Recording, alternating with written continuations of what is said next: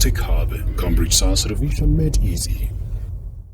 Hello students, today we are going to discuss the first subtopic of photosynthesis. The word is photosynthesis, derived from two words, that is photo and synthesis. Photo means light, synthesis means to make or to manufacture. So plants have this capacity to utilize the sunlight energy, that is the light energy, to make food for themselves and for other organisms. That's why we call them the producers.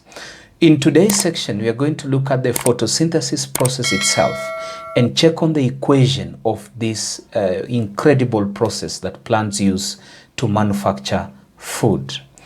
Now, for the Cambridge checkpoint examination, a student should be able to write the word equation of photosynthesis.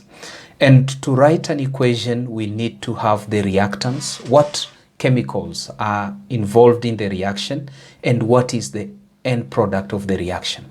So the photosynthesis reaction requires carbon dioxide and water.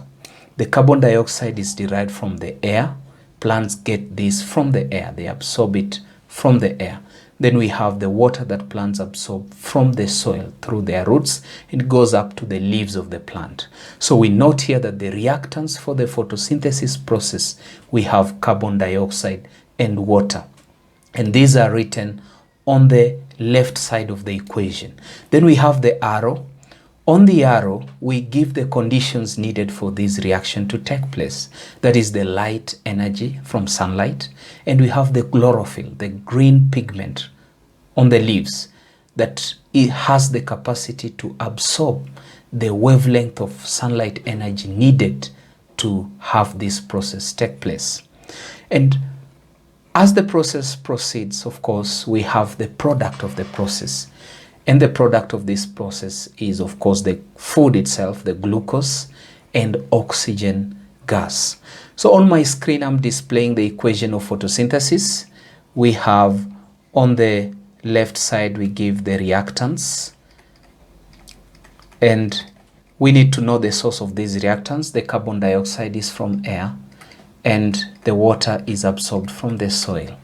And the plants make the glucose as the food source. And we have the byproduct or the waste gas here as oxygen gas. And remember, this oxygen gas, very useful to all living organisms. In a separate process, we call it the respiration process that provides energy for the cells. I'll stop there at the moment. Next session, we are going to look into experiment, the scientific inquiry skills.